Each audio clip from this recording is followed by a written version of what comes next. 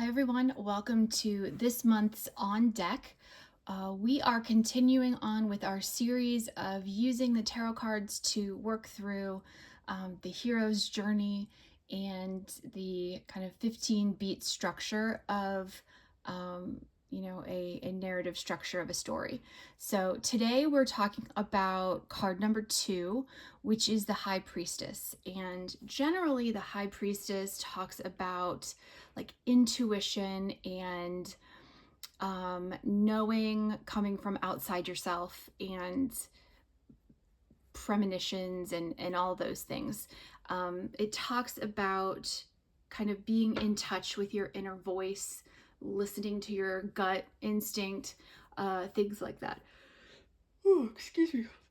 So we could see that there's a woman here who is dressed in these kind of religious garments. She has a scroll in her lap and she's sitting between these two pillars. Her feet are on the moon, and that moon is replicated here on her forehead. So she is a very spiritual, very meta type individual who can see kind of the beginning, the middle, and end all at the same time. She does have the Torah here in her lap, which indicates that to her, spiritual practice is not something that you learn and then put on the shelf. It is a continuous learning process, and the learning is an evolution that changes as we grow older. So this is a really good card to help us learn more about the character and what kind of things they need to learn internally, right? Instead of like skills they need to learn, what do they need to learn about themselves as they go through this process? So we're going to pull a few cards and see what our main character here needs to know about their internal process and what they need to learn about themselves. I personally do not read the High Priestess as trusting your intuition, because unless you are fully healed and have gone through therapy and all that awesome stuff, trauma damages our intuition.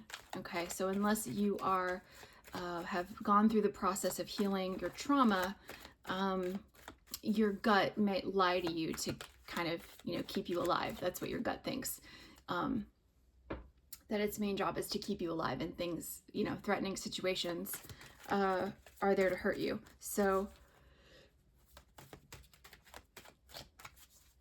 it's also that saying like, don't believe everything your brain tells you, right? We have some subconscious instincts that are, like I said, just trying to keep us alive. So for me, the High Priestess is always like getting to a place where you're learning more about your spiritual practice and healing through whatever your spiritual practice entails. Okay, so prayer or meditation or acts of service or whatever it is. So let's see what our main character needs to learn about themselves as this story progresses, so that they can become the hero that we need them to be.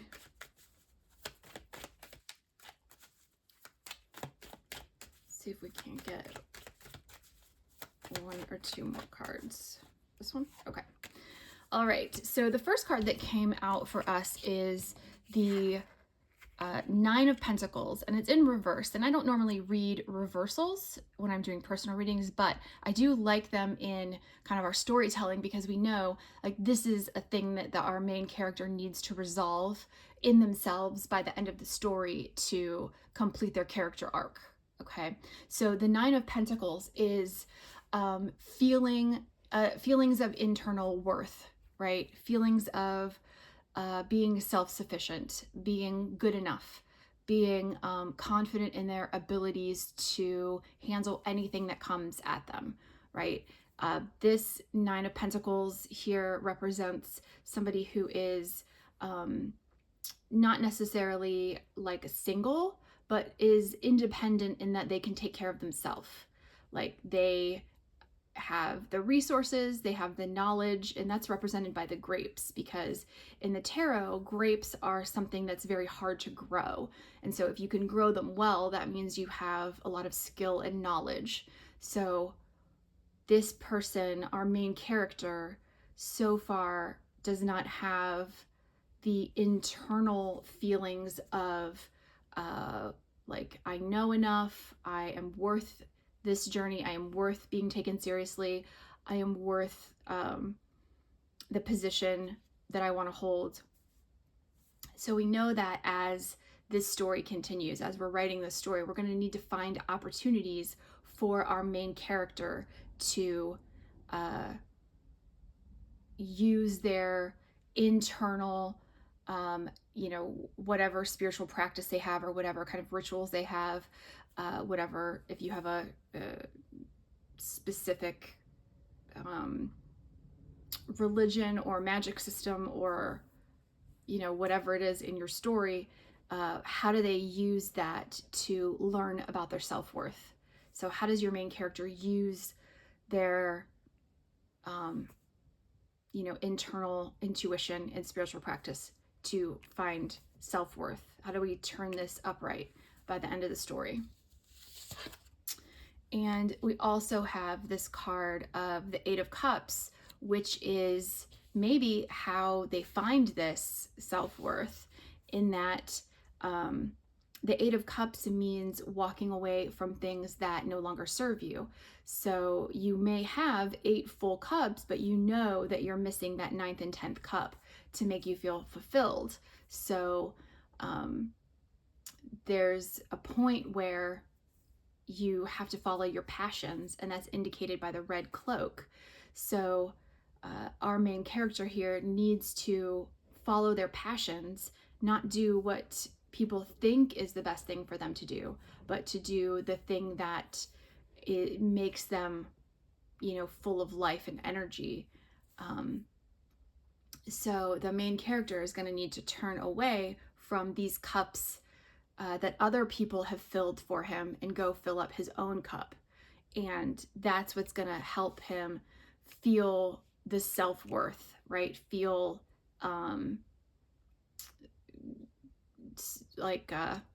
confident in their knowledge and their worth.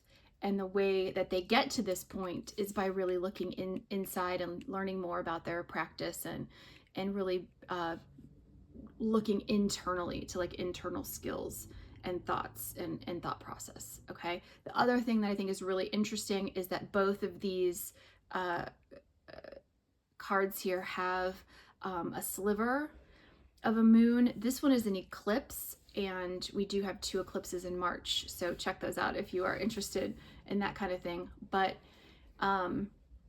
this could be something that you use in your story, that an eclipse happens and it reveals something to the main character about their internal process that helps them recognize that they need to move on.